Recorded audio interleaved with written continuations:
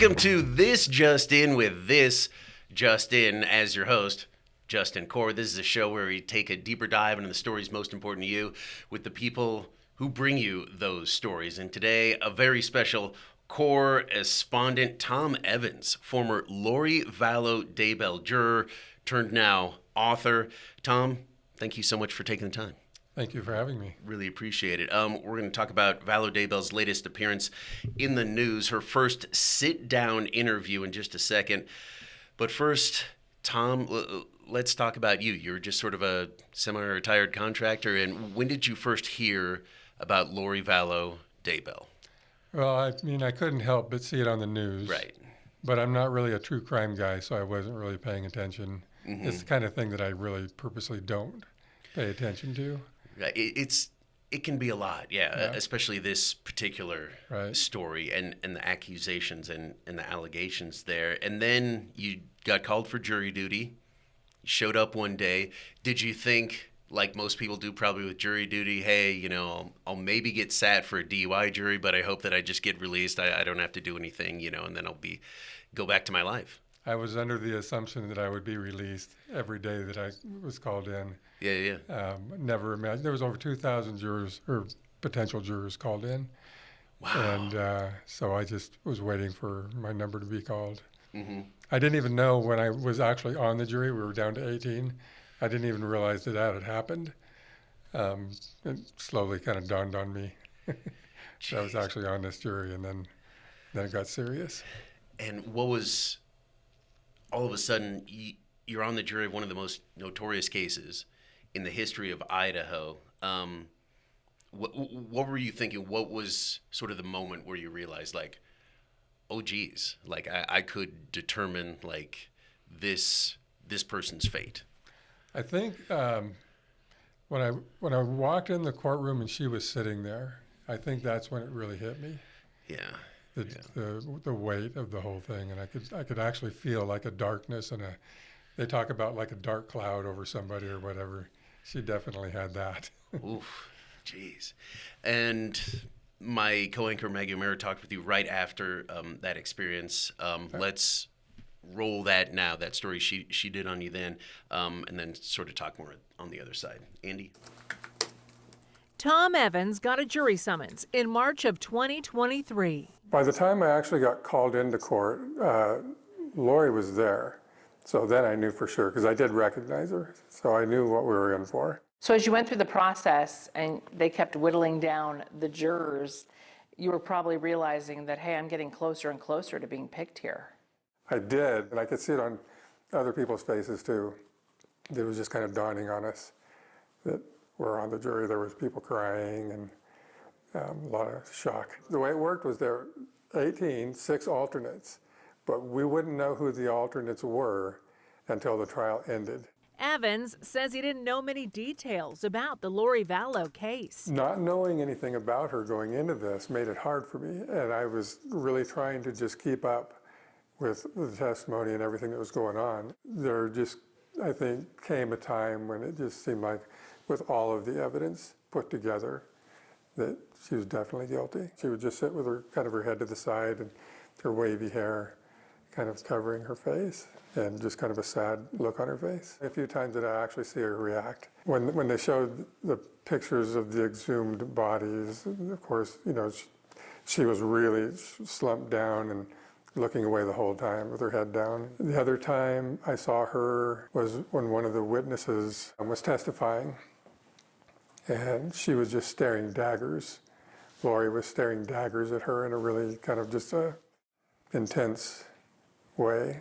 It looked like she was kind of trying to stare her down and maybe manipulate her. How did you feel about her son's testimony? It was really hard. There was a lot of testimony that was just really hard. These were the actual people. They were victims of her also. You had a front row seat to all this pain. Yeah, exactly. All the pain. Evans says the worst part was the day the jury was exposed to the autopsy photos of Lori's children, Tylee and JJ. Obviously, you can't be really prepared for that. And it was just really hard seeing those pictures. I felt like I had to look. It was my job. But I told myself ahead of time, I'm going to take the quickest glance possible. But every one of those images is burned into my mind. It'll never go away. What did you think about the law enforcement involved and their dedication? I'm glad you asked me that. It made me proud of the state that I live in to see the system working so well and the people within the system doing their jobs, the FBI, the detectives, the Rexburg police, the prosecution team, everybody. Very impressive. And the defense team, those guys, I think they gave her due process. I think that's all they could do. I don't think they had much of a defense. Then, after weeks of being in that courtroom day after day, it was time to deliberate. 6 of the jurors had to go. Only 12 would decide Lori's fate. The trial ended, and almost immediately they're pulling numbers out of the hat. Evans says his number 18, was called as an alternate. And at that moment, I was shocked, I was hurt, I felt like it felt unfair. I did not want my number called at that point. I wanted to be part of deliberations after having gone through all of that. He had to go home and wait for the verdict. How did you hear about it? Did you get to go back to the courtroom and watch, or did you have to hear about it like the rest of us from home? No, I arranged with the jury administrator to be able to be there and actually have a seat in that courtroom. They offered that to us. I took them up on it. I wasn't going to miss that. Tom says he agreed with the jury's verdict of guilty on all counts. He also went to Fremont County for her sentencing in July. Vallow was sentenced to 5 consecutive life sentences without the possibility of parole for her involvement in the murders of her children and Tammy Daybell. The first time JJ visited me after he passed away. First time I'd ever heard her speak in person. And he said to me, "You didn't do anything wrong, Mom." I think in some sense she's insane. She has to be. But then she's perfectly capable of manipulating and making things work the way she wants them to work. So in that sense, she's not insane. While he was in eastern Idaho, he drove to Chad Daybell's house in Rexburg. He said he had to see it in person. I could see where Tylee and JJ had been buried. Larry and Kay Woodcock, JJ's grandparents, were there. They came up to us and thanked us, hugged us, pulled us in. They were so warm. And that was a moment for me that really meant a lot to me. It really kind of made me feel better about the whole thing. They were comforting me. I walked away feeling like I can't just walk away from this and go back to my life.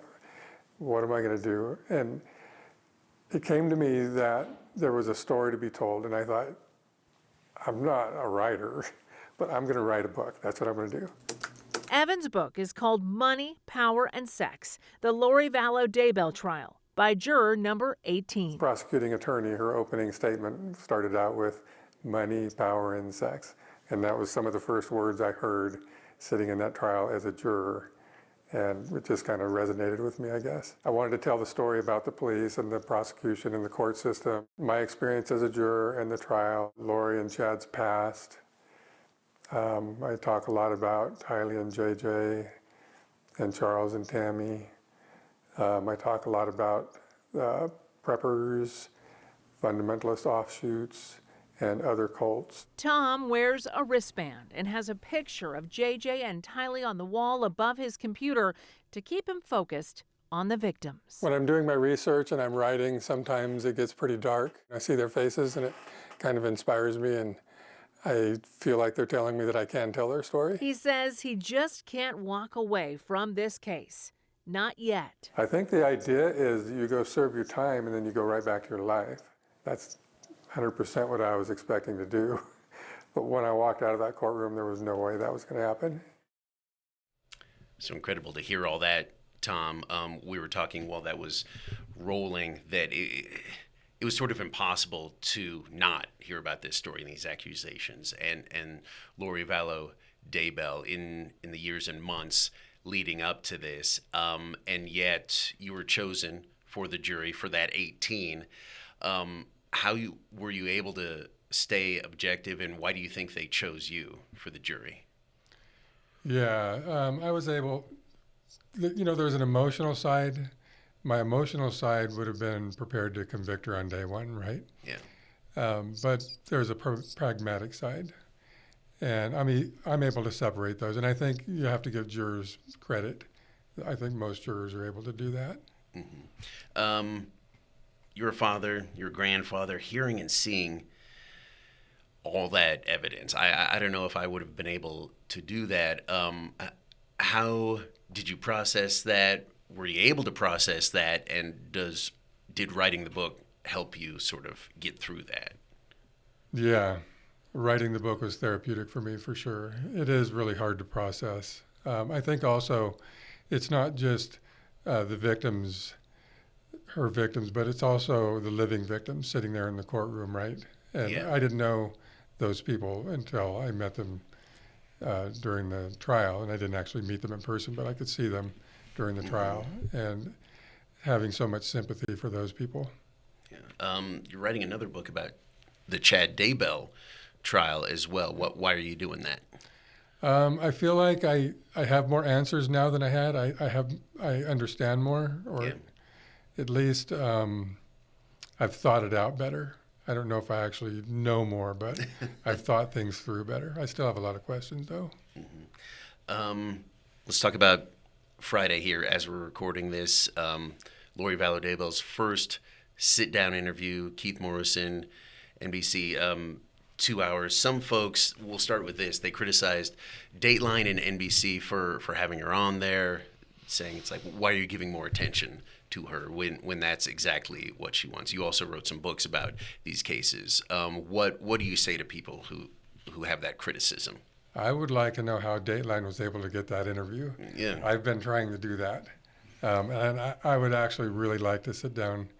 At least I thought that I wanted to sit down and have a conversation with her one-on-one. After seeing that interview, maybe not so much, because she's really not able to break through whatever her barriers are and open up in any possible way.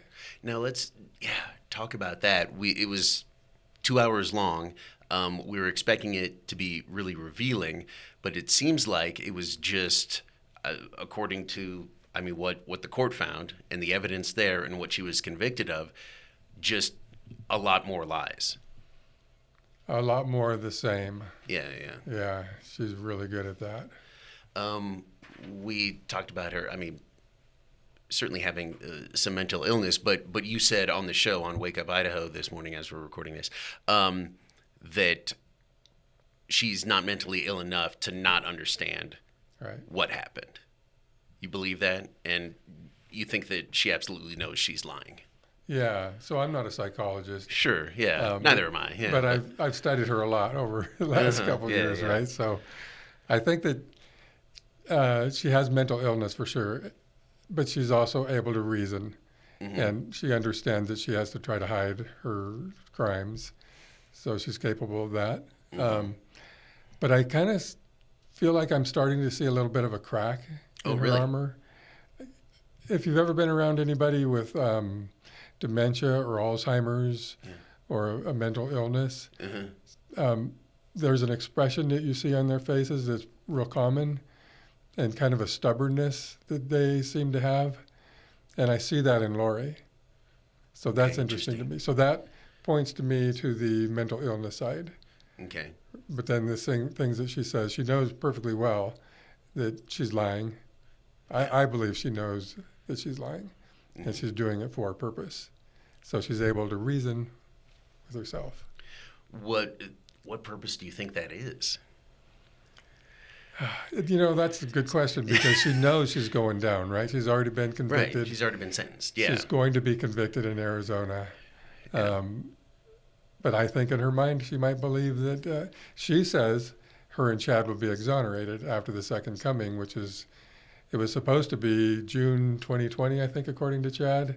Oh, really? Right? And obviously that's come and gone, but they still believe that at some point in the future that's going to happen. They will be exonerated. And she believes that she is Jesus's favorite. So she'll be in the arms of Jesus after the second coming.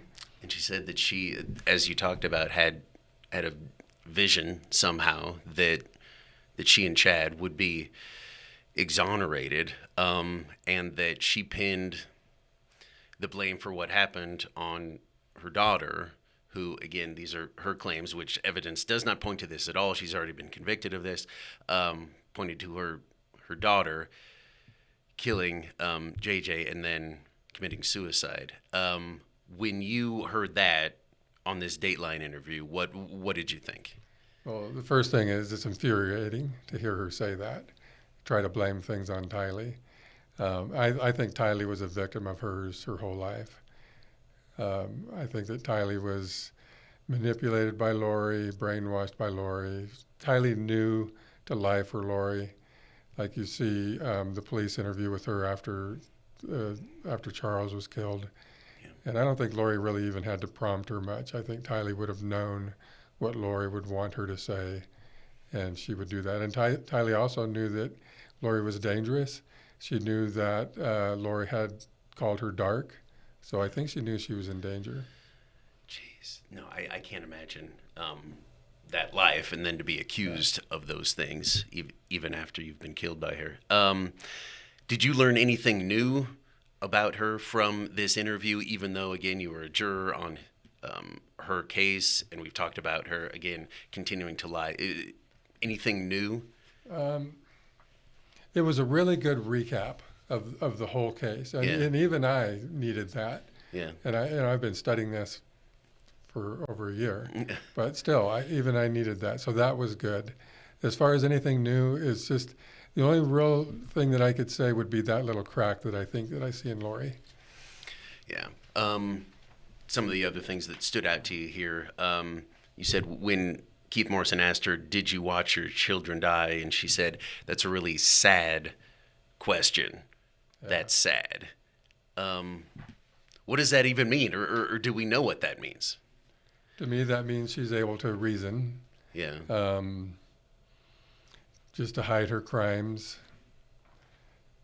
But it is sad. Yeah. The whole thing is sad. I mean, yeah, the whole case, the whole story is sad. She also said, "What I tell you is going to be the truth." She was talking to Keith, was sort of talking to everybody who was going to see the interview. It's like, "Oh, you've heard a lot of stories, you've heard a lot about me, but now I'm actually going to tell you the truth." Yeah. Did you hear much truth in what she was talking about? Yeah, she kept saying, "I'm going to tell. I'm the one that knows the truth," and it's a lot of "I," right, with Lori. It's I this, I that, but it was I'm the one who knows the truth. I'm the only one left who knows the truth, and Keith kept trying to get that truth out of her, and Lori just kept dodging the questions. Yeah, and he seemed like pretty frustrated at times. And he's a guy, Keith Morrison, who's used to doing these types of interviews, and even he seemed a bit flabbergasted, frustrated by Lori. Did you see that? Oh, I definitely did. Yeah, she's like a master manipulator. She's used to coming into a room and being able to just force herself on whoever. Mm-hmm. Keith wasn't falling for any of that.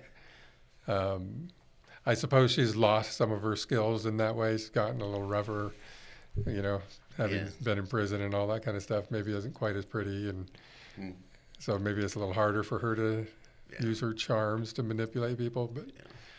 But also, again, he's a guy. If you don't know, Keith Morrison done a lot of these interviews, jailhouse interviews for murderers, serial killers, all that. So this is, in a way, it wasn't new for him. But as we were talking about earlier, when he talked to our Abby Davis a few days before, talked about and seemed to give the impression that this was unique even for him. Right. Lori's unique for anybody. That is incredible. Also, something else that stood out for your something you've intimated when Mel Gibb talked about Tylee did not have a good relationship with her mom, and then obviously it ended how it ended according to the courts. That again, we see sort of that reiteration that, man, it's just sad what these kids went through, and then how it ended for them. Yeah, I think Tylee went through a lot. And then you said just infuriating to see Lori's, just how she's acting, sort of flippant, really unbothered. Do you think that she's unbothered by all this? Totally unbothered. But Tylee's, I've actually thought more about Tylee than I have Lori. Oh, yeah. And I guess Tylee and Lori's relationship. It's intriguing to me, and I think it's a lot of the answers that we're looking for, we might be able to find through looking more at Tylee and her relationship. Okay, interesting. Why do you say that? You know, like watching her in the police interview, she's cracking her joints, her finger joints all the time, and you can tell she's just not comfortable with herself. The way Tylee was murdered, I don't want to get too deep into that because it's just really horrific, but it wasn't just a standard murder. It was a brutal, terrible murder. And why did she go with Alex on that night? I think her and Lori may have had a fight. You know, her relationship, like Mel Gibbs said, her relationship with her mom was pretty, they had a lot of fights. So Tylee ends up going off with Alex the night she was murdered. I think they started out at Lori's apartment after coming home from Yellowstone. And then somehow Tylee ends up in the truck with Alex going to Chad's house. Why would she do that? Yeah. No, I don't know, and I can't imagine what Tylee went through. You said here, just watching Lori, she's a combination of religious fanatic, master manipulator. We've talked a lot about the manipulation. Liar. We've talked a lot about that, and also just cold-blooded killer. How much do you think the religious fanaticism played into all this? Did that sort of lay the groundwork for it, or was that just sort of incidental? No, I think that's the whole thing. Yeah. I think that may be what, again, I'm not a psychologist, but it may be what drove her to her insane state of mind that she's in now. And we see that in other people too, right? There's a lot of things going on right now that's in the news. We've seen it in the past. Yeah, people worried about that. And I don't think we want to intimate that anyone who has mental illness is capable of all this, but you know, that is certainly an aspect of her. Something else that stuck out to you, you say here, law enforcement in Arizona, you're like, how could they not have caught on by the time Charles has murdered? You know, why do you say that?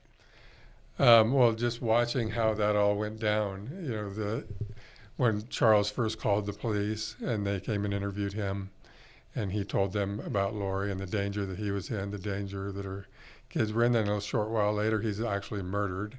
Yeah. And there was evidence there.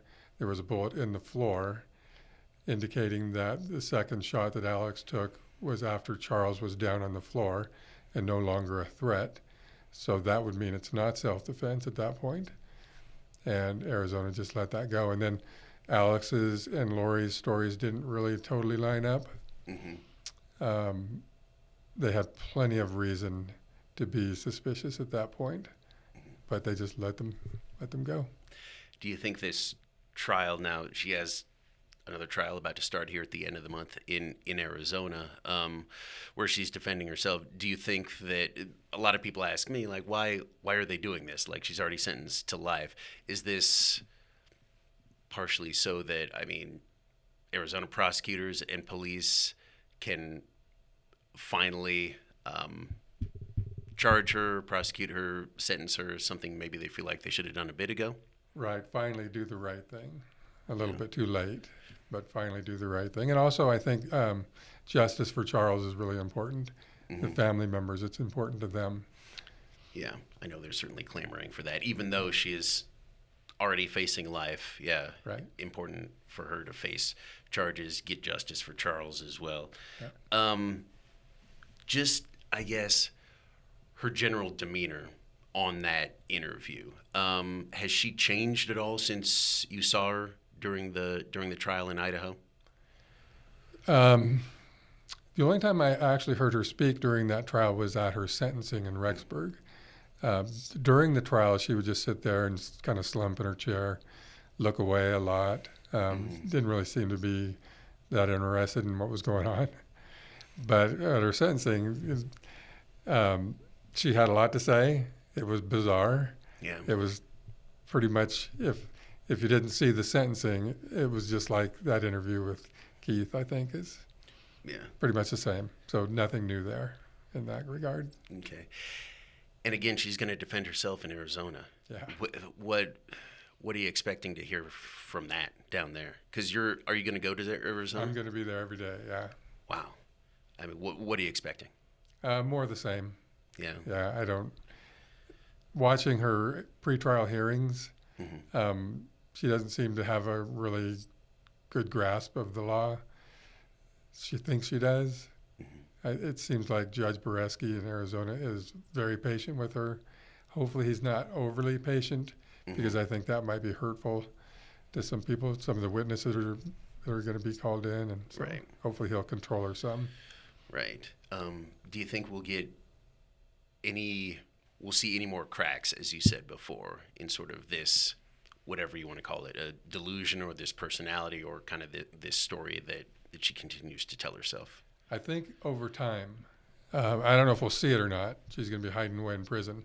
But I think every time something goes against her will, it's another little crack. And I think we're starting to see a little bit of that. I'm the only one that thinks that, I guess. But I feel like I see that. And maybe it's important for me to see that. I want her to end up having to come to terms with the things that she's done. I think a lot of people want that. Yeah. This is certainly families of the victims. Is there any takeaway from her case, from these stories, anything that just everyday folks can learn? I just think that it's really important that we pay attention to this and pay attention to others with the same fanatical beliefs that are taking advantage of maybe naive people. There's a lot of them out there. There's a lot of this stuff is still going on. Maybe it's not as extreme as what Chad and Lori did, but still taking advantage of innocent people. Okay. Well, Tom, really appreciate it. Thank you so much for joining me here on This Just In. Real quick, you have a book out. What's it called? How can people get it? So the second book is Chad Daybell, The One Mighty and Strong. Okay. And it's not available quite yet, but it's real close. It should be in the next week or two. Oh, okay. It should be available, and it'll be available Amazon and wherever books are sold. Okay. Chad Daybell, The Mighty and Strong. And then your book on Lori, that's also out there, available. Your experiences there on her jury, on Amazon as well. Yep, that one's Money, Power, and Sex. It's not available right at this moment. We're doing a second edition. Oh, okay. It also will be available again here in the next few weeks and back on Amazon. Okay. Tom, really appreciate it. Thank you so much. Yeah, this is why it's important to show up to jury duty. You never know what might happen. Yeah. Jeez. Tom, thank you again so much. Hey, if you have any comments or questions for me or my guest or whatever follow-ups here on This Just In, just send them to this number. Text them 208-321-5614. Use the hashtag JustIn, and we may talk about it right here on the show. See you next time here on KTVB+.